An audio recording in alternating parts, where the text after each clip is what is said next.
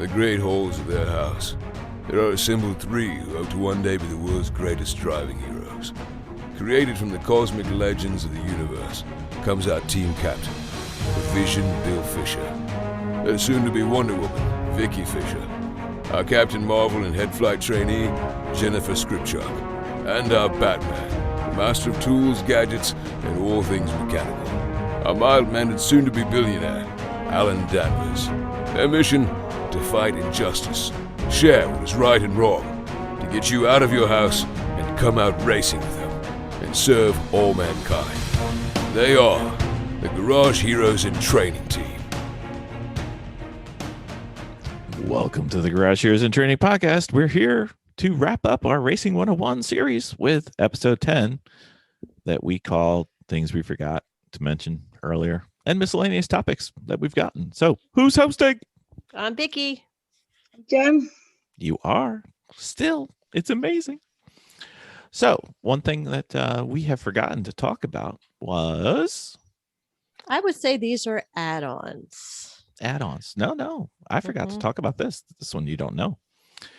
So, we got an email that said that this is the series that they wanted so that they could share it with friends and family that they were trying to get into racing.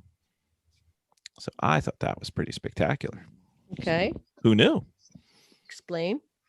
Well, they sent an email saying that they were sharing this with the people in their family or friend that they wanted to share racing with to try to get them to start. That's the explanation. The whole thing. That's wonderful. I thought so too. I love that. I know. Who knew? And none of the people that sent these emails were last name of Fisher or Scripture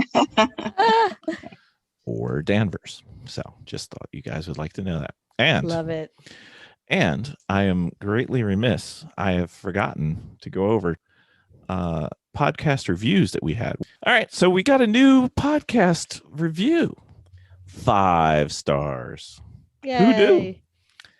Enthusiastic. Blah, blah, blah. Apparently, Bill needs to get a new tongue for this podcast episode. Anyway, enthusiastic racers who get amazing guests. After listening for a few years, they are actually getting better rather quickly. A great listen and keep on improving. Your in training is forever. Aw, it's true. That is It's true. That's right. And I would say thank you. And your in training is forever as well. So anyway, things that we forgot to talk about during our Racing 101. Miss Vicki, I can't believe you did this. You forgot to talk about cool shirts. Oh my gosh. I didn't talk about experienced cool shirts for the first time last year.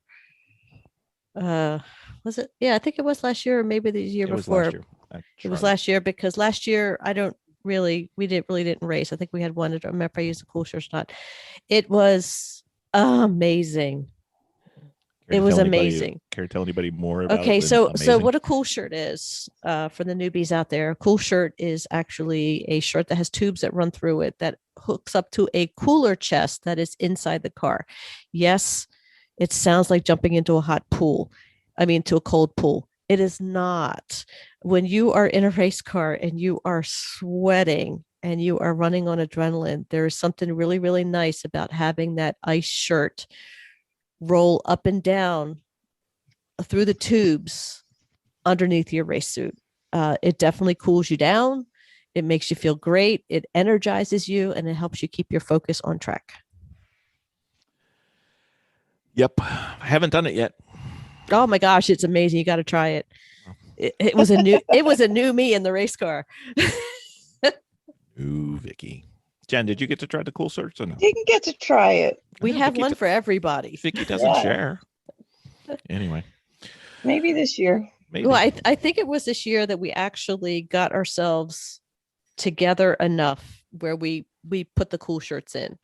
Because Was that usually, yeah, because, we've had special years trying to get our cars ready. Is that what you call them?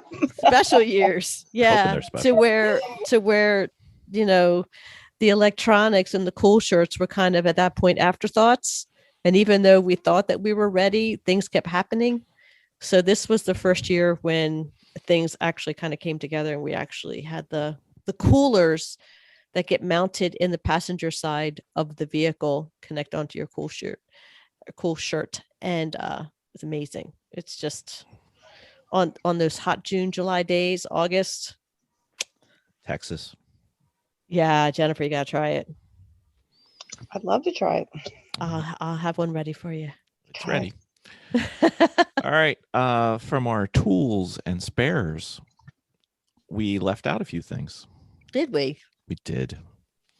What did we leave out, Bill? We left out one of the things that we probably didn't go over as much as we should. You want to have some deep well impact sockets. We did talk about them rather quickly, but we want to make sure everybody knew about that. And then in our paddock side, we had some talk about having shelves.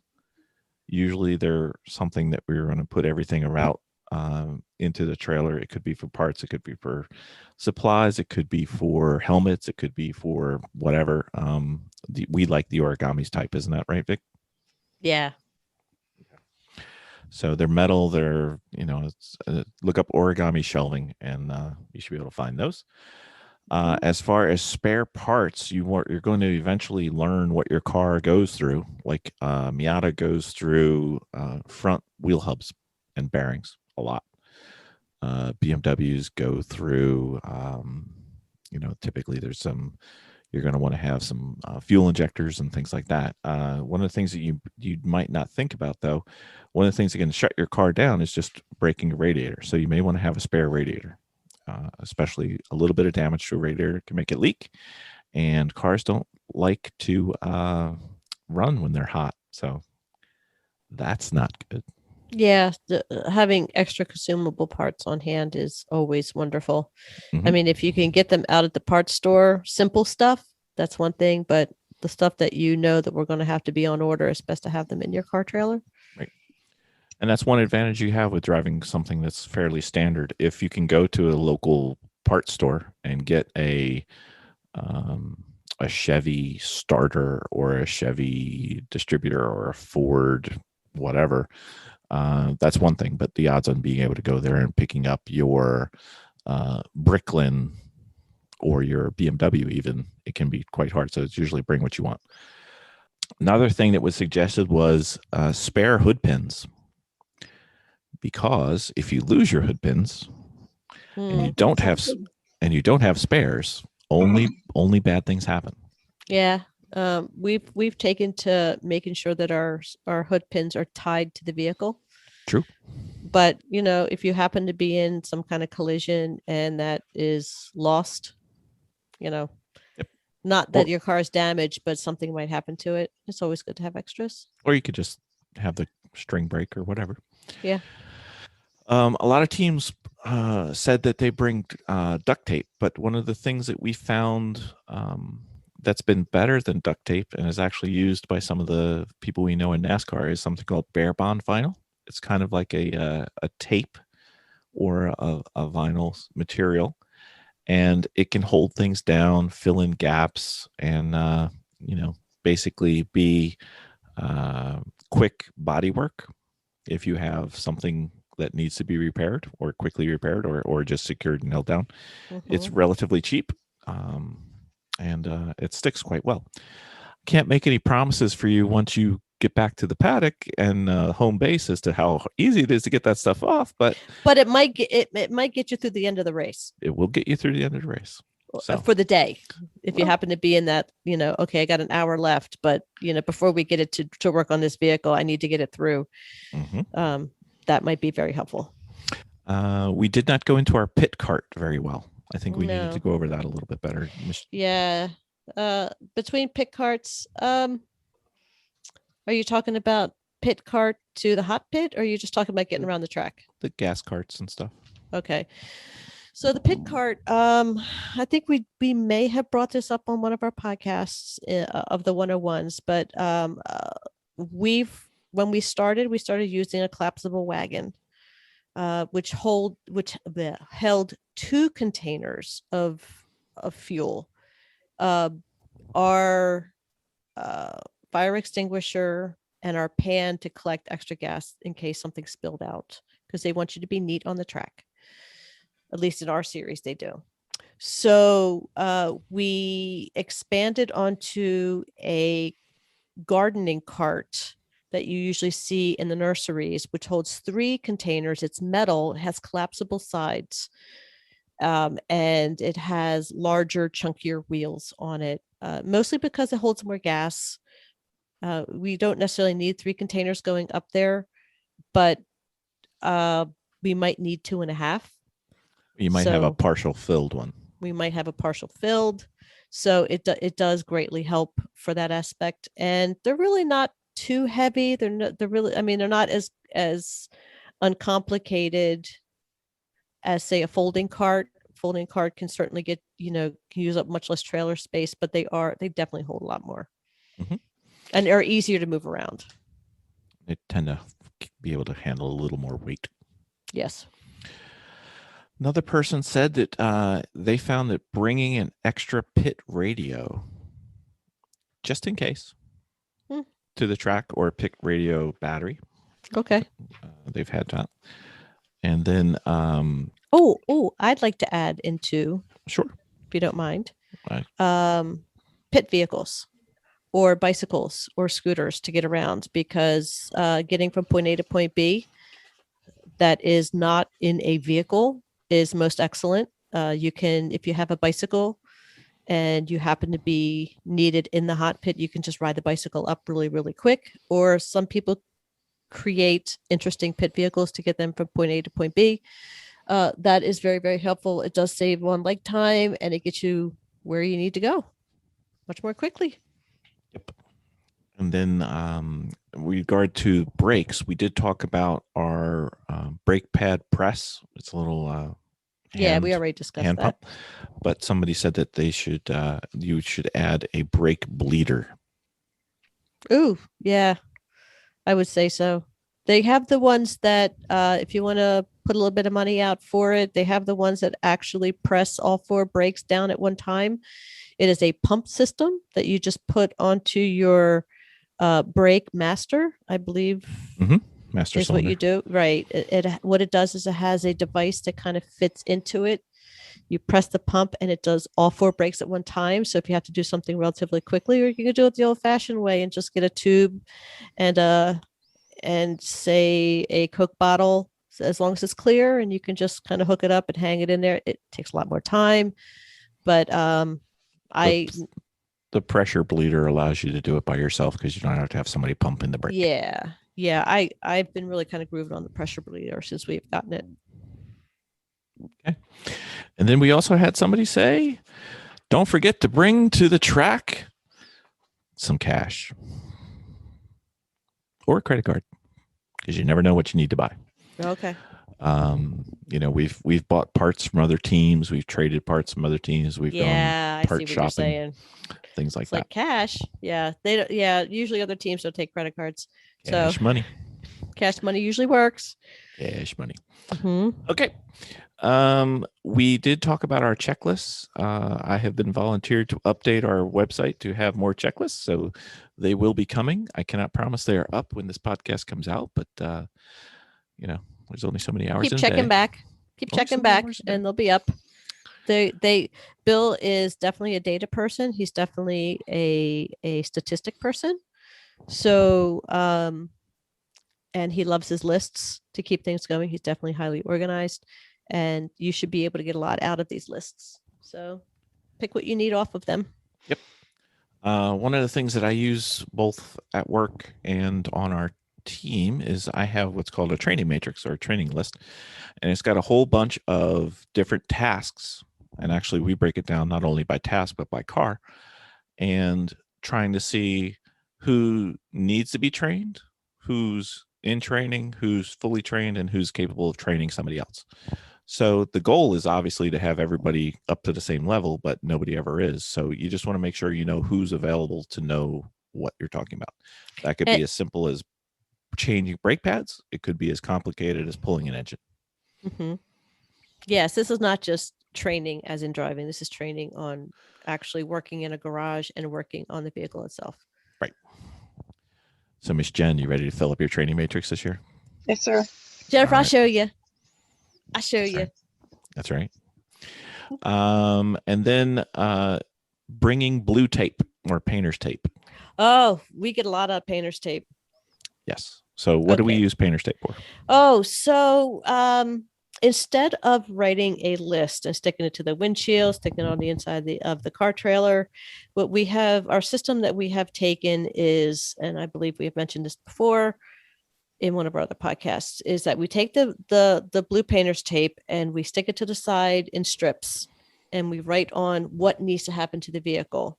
And once it is done, we initial the piece of tape, 4 or 5 inches long, whatever it is, and we turn it vertical.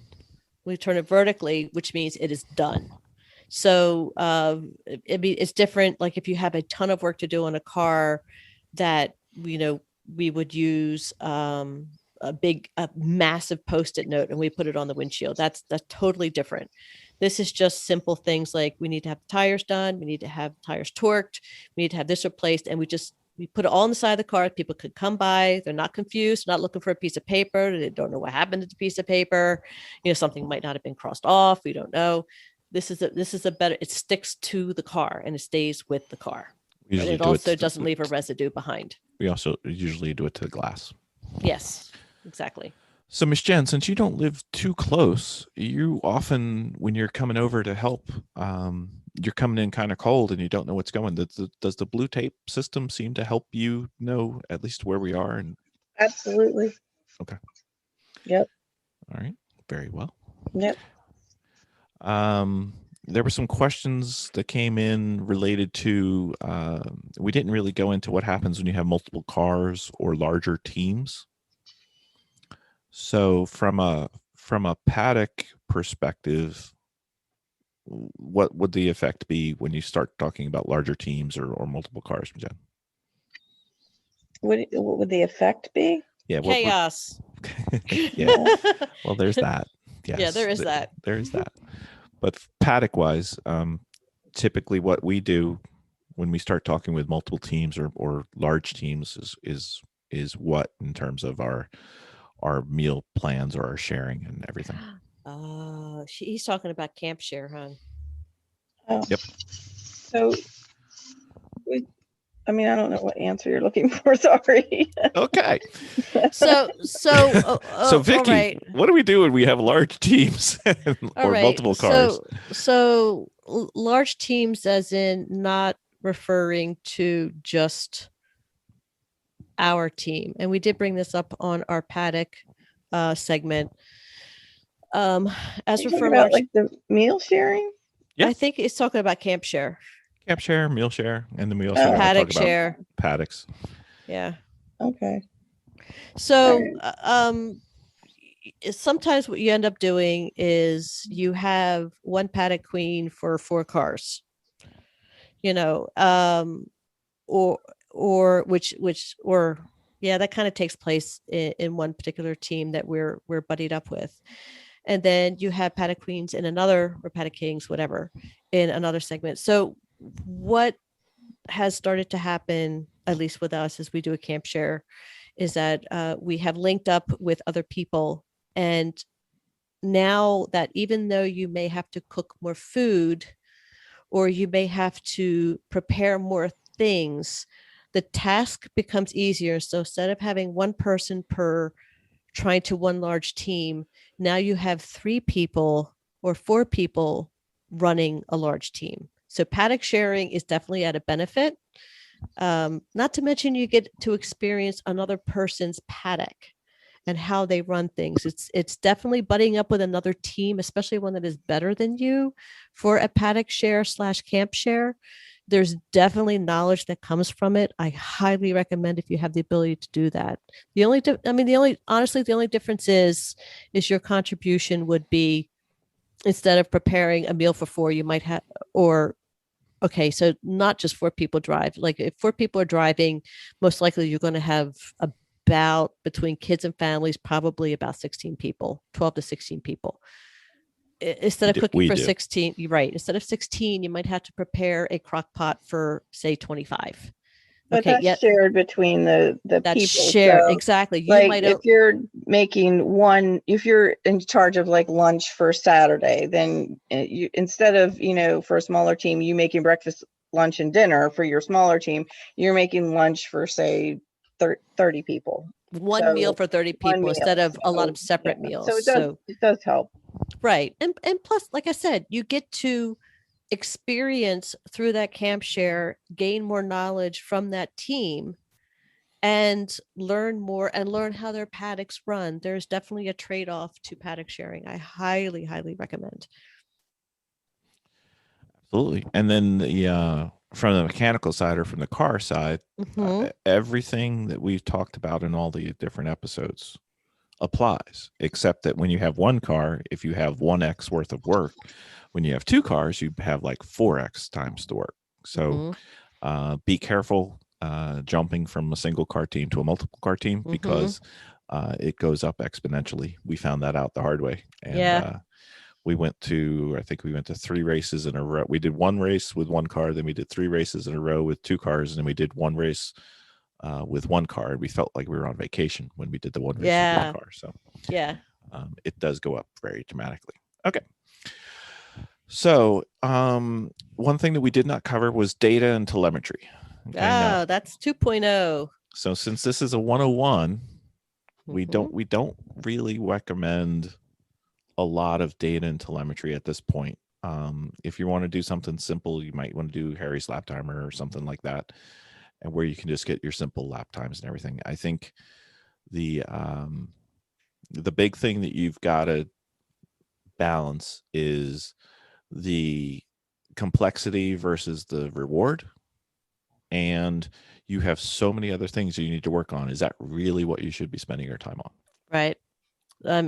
Early on, there you have so many inputs, and that is just race shifting and race turning and hitting apexes. That the last thing you need to do when you're a beginner, navigating traffic, you're trying to work on your muscle memory more than you're trying to work on your data and your telemetry. You just need to learn how to drive the track before you start getting into that. So that will be covered, I think, in our future 2.0 segment.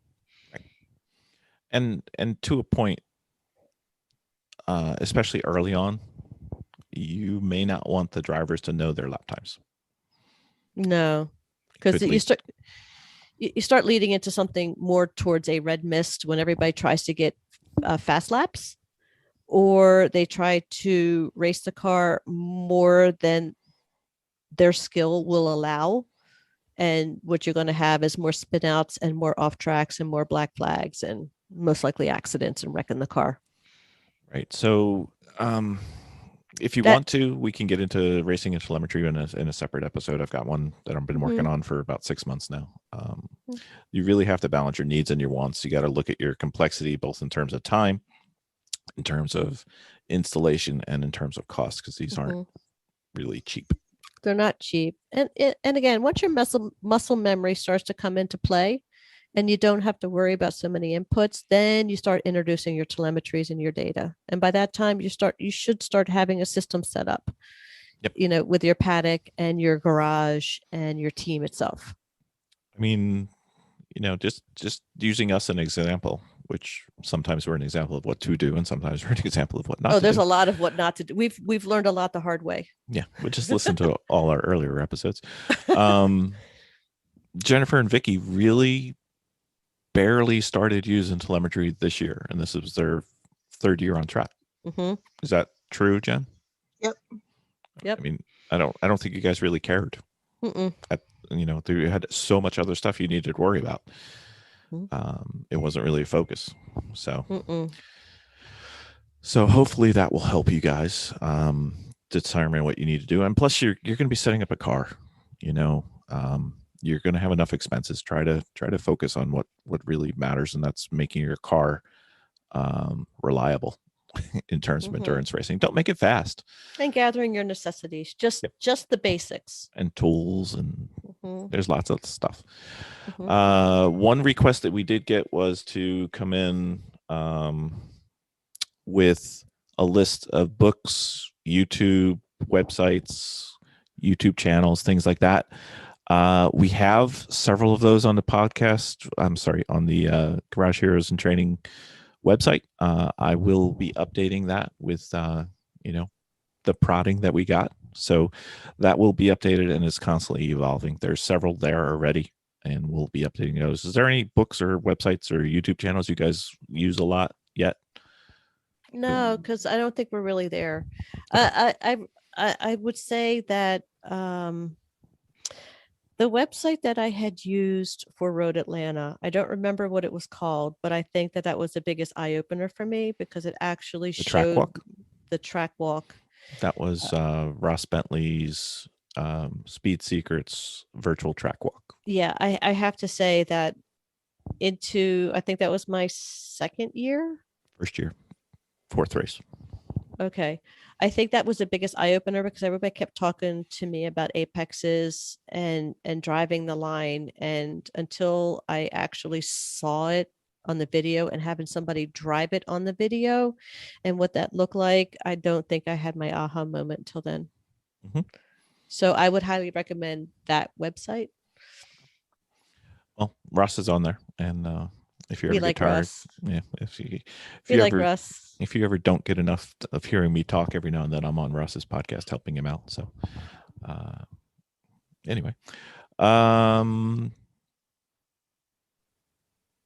we did not talk about iRacing and simulators. Yeah. That's a pretty important aspect of racing, especially for new drivers. However, we're not very good at it, so we'll have somebody on. I think we may have a returning guest now that we've Mhm. done a little bit of it. If we could get Vicki and Jen to not get sick or not take Ah. too much Dramamine, either one, Yeah. Yeah. There's a fine line. there is a There fine is. line. We have There yet to is. find that line. So yeah. Yeah. Yeah. I don't know why I really haven't taken to the iRacing as I thought I would. Well, you should. It's honestly, this winter we've been doing a lot of work on the car, and last year you were.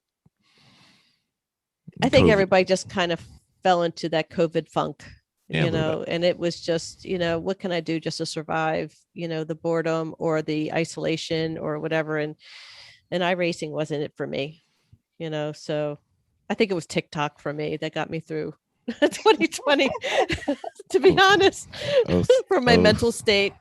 Oh, thank God for TikTok. and Yay. garage work. No, and then we did, honestly, we did we did a lot of HPDEs. So honestly, that's what got us through 2020.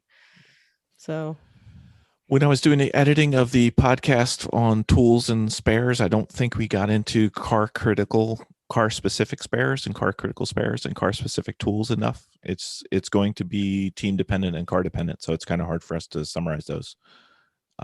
We do have several tools that are specific to each car that we have, and each car tends to have a weak spot, and that will determine what your spares are. And the only way to know that is to, I guess, be friends with another team that drives your car, or through the pain of learning. Yeah. And you know what? That's something that we can probably bring up on 2.0 is that we could do a little bit of research on some of the vehicles that we have. Mm-hmm. And, better resources of trying to track down where your particular car's weak points are and mm-hmm. where to go to find them. All right. So we have one more before we get to the big one. And I'm going to have to ask Jennifer this because Vicki apparently doesn't understand the concept. So Jennifer, there's this thing about pit behavior when you're in the pits and you have a certain speed that you're supposed to go. Now, Vicki seems to ignore this. I did it once, maybe twice. Maybe more than twice. But anyway, when you're in the paddock and you're driving your car, would you care to describe the behavior and speed of this area of the track facility? Slow, yes. Very, very slow. Would you care to describe Vicki's typical paddock speed? Speed demon. Ah, there it is. Well, okay, yes. so I am undiagnosed. I'm quite sure ADD. So, I'm always thinking about the next place I'm supposed to be and trying to get there quickly. And I forgot where I was in the moment. So realizing that I had been going faster than I should have been. I'm not quite the speed demon, but I certainly wasn't going 50 miles an hour. But technically, you should be going probably around 10 miles an hour in First a gear. paddock. Yeah. Five, First gear. 5, maybe 10. If somebody walking is passing you, you're doing Yes. okay. You must think about feral children and wild dogs that could be And running Alan. around in the paddock area. And Don't forget Alan. yeah. So and just people that are kind of moving around. So People with their head in their phone. yeah, that Yeah, happens. things like that. Yeah. And then we keep had- in mind, keep it slow. Okay, so last one for this short little miscellaneous podcast episode. We had some people call in. They were looking to see how we were doing on our 2021 goals. We're rocking it. You do? Our 2020 goals or 2021? 2021. 2021. Well, we don't really 2021 really hasn't started yet, but I would say that we're rocking it. So at least I'm rocking it. I don't know about you, but I'm kicking ass. So I believe your goals would differ, but go ahead. Miss Jen. Miss Jen, how you doing? What did I say for my goals? I don't think I've had an opportunity to everybody's I do. COVIDized. yeah, like, I mean, but you know what? Like, I think we did a lot of practicing last season and over the Mhm. summer, and I think it's going to be a really good season. I think so too. I probably feel better prepared this season than I have any other season. So yes, We're hoping to hear you say that every season. So that's Yeah. kind of the goal. Mhm. yeah. Okay, very well. So we're at the quarter pole. Our goals, Vicky's delusional and Jennifer's realistic. Okay, we're good. Vicky's like, I'm done. Thank you. Thank you very much. May I have another? Thank you, sir. May I have another? Yes, thank you. You're welcome. You're welcome. Anytime. Just let me know. So with that ends our Racing 101, part 10, miscellaneous topics and things we forgot to mention earlier. This is Bill signing off, apparently going to the bathtub to sleep again. It's awesome. Thank you. Thank you. All right. Have a great night, everybody. We will Bye. do a Racing 101 maybe in the future. Have fun. Have a great night, everybody. Bye. Bye. Game over, man. Did you say Racing 101 or Racing 201? I think 101. you said Racing 101. I don't know. I'm tired. You need to do a Racing 201 in the future. Yeah, we might do a 101 in the future, too. Dominating with Dawson. Welcome back to Dominating with Dawson with Ben Dawson. Hello. Oh, we have Vicki Hi. and Jen. Wow. What you was guys are- that? Jennifer just chirped. Hello. He's like, boop. Just say beep beep, Jen. Very well. So, Mr. Dawson, one of the Hello. things that will help you when you're racing is to be confident in the car. Not Right. only confident in your skill, but confident in the car itself. That's Agree? true. Yeah, I agree.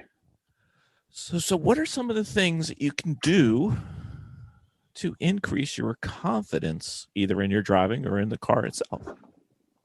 Number one is practice. Practice is good.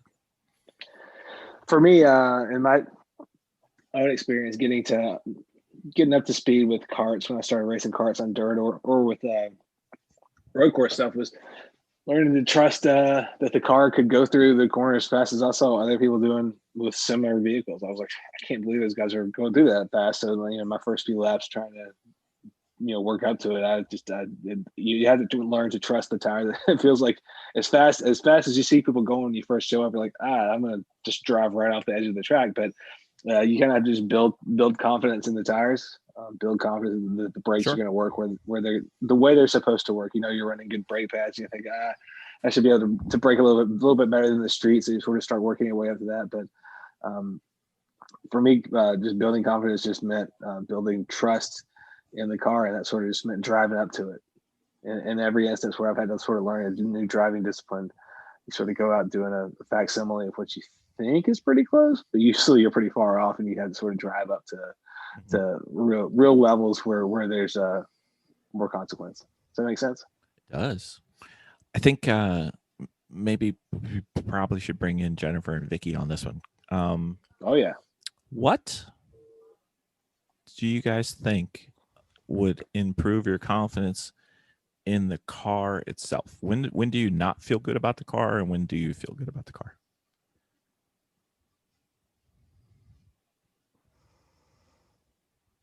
Me first or Vicky? Either. Doesn't look like either one of you want to answer. Nobody's I- bristling with lack of confidence. My confidence, I think, comes from control of the car, and you had mentioned confidence in the tires, and my biggest fear, I think, is skidding and not being able to recover from that. So I think that's why the skid pad was so valuable for me, like, because having that muscle memory on what to do when the car, when you're losing traction, Right, to recover a is skid, right? You huge learn how for to me. recover. Right, yeah. We've never had been put in a position as of yet to learn how to recover a car. And I But think I thought that's you where people my were fear way up from north with the snow. they don't Yeah, do it enough. well, and that's partly where my fear of driving in the rain comes from too. Like, I fear losing grip. Oh, I treasure losing grip. Yeah. That's what we. Yeah. That's where we need to move to. That's the next Yeah, step. you know, I did try to take the cars out in the snow, but we just don't have the tires for it. Yes, Oh, we yeah. do. The trucks we do, but no, because I was trying to take out your little Miata, and it just dug itself in. It did. It was just too low. It just kept stop, cat. That's operator error. Anyway, That's okay. We've seen that cat's butt 20 times. I can see it a few more times. That's right. It's the cat's reaching around from the backside of my laptop and is touching my screen. Just the paw. Sorry. that's right. It's So, Vicki, yes. since I'm already in the bathtub for this evening, Bill sleeps in the bathtub. So just so everybody knows, we talk about tub time. That's where Bill has to go sleep in the bathtub because he's been a bad fellow. I'm a bad podcast host. So Vicky gets vroom vroom. I get beep beep. You get drip drip. Yep, pretty much. Pretty much. Pretty much. So, what makes you confident or lose confidence in the car? Grip. Again? Well, yeah, because not as of my last track day. I was starting to get very, very comfortable with it. But yeah, it's the grip, because I just don't know where that limit is, and I don't know how to recover, because apparently when you start losing control, and we've discussed this before, there's a pause. And we've never to catch it. a chance to catch it, and we have never experienced that yet. The envelope of grace. Right. Right. So I haven't felt it to know what it is yet. How did the skid pad help with that? No. Go back. Oh yeah, we're Yeah. definitely going back. We're going to be doing several more. That's a That's really where I good learned that. point. I think That's if where I doing pick it the up. skid pad again, I would do it differently. I would put Mhm. more That's it. into it than I did the Mhm. last time. I would have a different car, honestly. You were in the turbo, so it was kind of kicking on. That kind of throws It was off your kicking whole on and radar, off, right? kicking, yeah, and I go. kept losing the skid. So I would put you in the FRS. Is that the Yeah. car you have? 86. I would put you in the 86 and the FRS. That thing would be a steady roller all day because Yeah. it's also long enough wheelbase that you could kind of kick the butt out, Yep. catch it. Yeah, because constantly at the skid pad, you're always trying to develop and find that little envelope of grace because you're causing the failure, catching it, causing it, catching it. So it gives you a great feel for over and over. Upset, got it. Upset, got it. Mhm. If you didn't pick that up from the skid pad, you have more lessons to learn from the skid pad and should return immediatamente, as they say in Italian. Which is why I want to go back so bad. Absolutely. And we're I going mean, to it be sounds out like on you the, people own an airfield or something. Just get a fire truck out there and get that going. well, we're going out on snow Yeah, tomorrow. just go grab a fire truck. Well, I mean, I'm sure you can rent one or whatever. Just go get one. I'm shocked if you don't have one. That's kind of a disappointment. That's our pit vehicle. So Line it with sprinklers. Miss Vicki, we will be going out in the snow tomorrow. Oh yeah. What about That ought to be interesting since it's like, I don't know, it's like 1.5 feet, 2 feet. I'm not sure Yeah, if you could. You guys get the kind of snow that like makes roofs cave in. It would make our roofs cave in down here. All right. What about your driving? What would make you guys feel more confident driving? Skid pad. That's it. That's the skip the races, skip the HPDs, just do skid pad. Well, you know what? I think it's just track time. Yeah, everything that we've been doing. So more. Yeah. Well, obviously the HPDEs are great, but track time. It's just It's practice. seat time. And I think Yep. the last HPD we did, it was less instruction, more track More time. driving. Yep. I agree. And that's when everything just started kicking in. Mhm. You broke your car. Yeah, I mean, the one HPDE we did follow behind, trail behind, follow behind, Lead follow. and that was fine, and I learned a lot, but it wasn't until that instructor got out of the way and just let us drive that things started happening. Okay. Anything you could suggest, Ben, that we should probably give him a run? I think that the only ever answer is more and more seat time. Mm-hmm. I definitely. Any drills or anything? Not in my mind. Like I always heard people talk about doing like, go out and run a bunch of offline drills. Is that something you've heard before? I never actively did that myself, but it's a good idea if you're kind of feeling like you've hit a developmental plateau, or you're sort of kind of worried about what would happen if you drive offline. Go, if you've been driving, pretty fast around the track, go knock 30% off of that and try to drive a lane off of your usual line, half a lane. Just experiment. That's a good sort of drill to try just to put yourself out of your comfort zone. Sure. And one thing to do if it's at a DE event, I think we've talked about this before, but if you want to try something that's that's going to appear a little bit out of the ordinary through the corner workers, it's a good idea to let the person at the pit out know, the person that's running the grid, as they're letting you out, maybe catch them when your group is lined up. Not as they're rolling the cars off and it's like go, but maybe wave them over to your car as you're lined up. They're calling like group 2 to the grid or whatever, and you've got a few minutes to sit there. Get there a little early if you want to try something weird. Wave the person working pit out over and say, hey, listen, I'm going to try to work on some offline driving. They'll know exactly what you're talking about, and that way they can say, they can as you roll off the grid or whatever, they'll let the corner stations know that this car is going to try some stuff that's going to look a little weird for our group. Does that make sense? It does. Mm-hmm. So that's something to go try. And the only answer really to get more and more confident is just repetition, in my opinion. You show up your first few track events or your first few races, and you're just gonna be scared to death. And as you practice more and more, the fear and apprehension gets replaced by the skills you're building. And then as you build them faster, and you get faster and faster, and you build more and more competence, then sort of the wanting to learn gets replaced by I want to go faster than that person. And then Right. that's where shit really kicks off. Well, I think that the track time is where the muscle memory kicks in.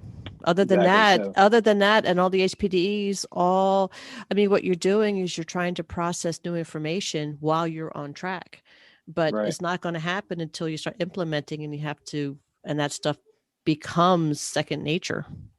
You're speaking a whole new language with not just, you're not speaking a whole new language, but you're learning a whole new set of motions and a whole new way of operating something. So that's a whole, it's like on the job training, or it should be. But almost none of us, I think Ian was talking about this when we had him on the podcast, Ian Korf, the guy who does the You Suck at Racing book and the blog series. He was talking about this. We sold some of those, That's great. I hope so. You should have like an extra $1. He's probably got a whole $1 in his pocket. But he mentioned this, and I never really thought about it this way, because because I've been doing this for so long. But if you were training for this, like you were training for a job, that could easily be dangerous and, very consequential, like driving on the track or racing is, if it was really a job you're doing, you'd have a whole lot of training, and that's what it takes to get really good at it. So there's really no replacement for going out and doing a bunch of it. But also, that doesn't mean that there's nowhere to start either. You have to start and kind of get into it, but just know that as you're starting and you feel apprehensive about every single thing involved with it, from the tire pressure to how to bring the right tools. Like there's stuff outside and inside the car. There's plenty of stuff to stress you out, but like the video series from 10 years ago or whatever, it gets easier. It really does. You know what? And from everybody who was racing, and I kind of look at it like a video game. It's like when you step into it, there's so much you don't know in the very beginning. Yep. But like maybe I don't know, you're 30 hours in or 10 hours into a game, because they last for months, depending on how, but I mean, the more you get into it, the more everything starts to become second nature, and you're kind of moving your controls. You're not even thinking about stuff. You're not even thinking about what you're doing with your hands anymore. And you assimilate it. Right. And when you first step on the track, and of course, when you first show up at racing, like you said, there's a lot of responsibility. There's a lot of inputs. There's a lot of moving parts, and your head is all over the place. And when you're sitting in the car, there's a lot of separate inputs in the very beginning that you're focused on that is so distracting, and it's so exhausting. And then the longer that you're in it, all those movements that you're doing with your car, you don't even think about it anymore. And now you're focusing and you're moving on to more important things. You're starting to move on to strategy now, because you're already working. Your body's already doing stuff that you're not forcing it to do anymore. Look at that. You've been doing this stuff long enough now that you're parroting my talking points from like a million episodes ago.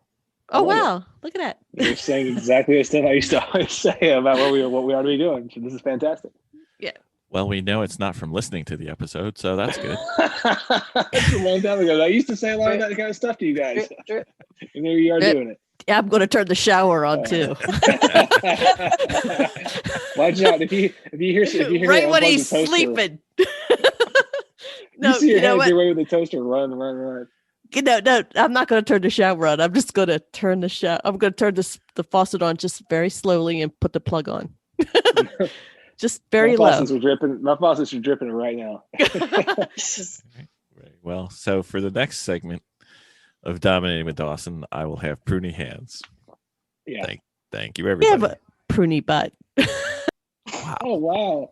Wow. Such a challenging edit. You know, the sad part is she did the effort to come off of mute and everything to get that in. Just, that was greatly appreciated. Unmuted for that. That's got to stay in. It does. The butt stays in the picture. That's right. That wasn't a cuss word. It's the first time you haven't used one tonight. So thanks everybody except Vicki. Yeah, thanks a lot. Thanks for having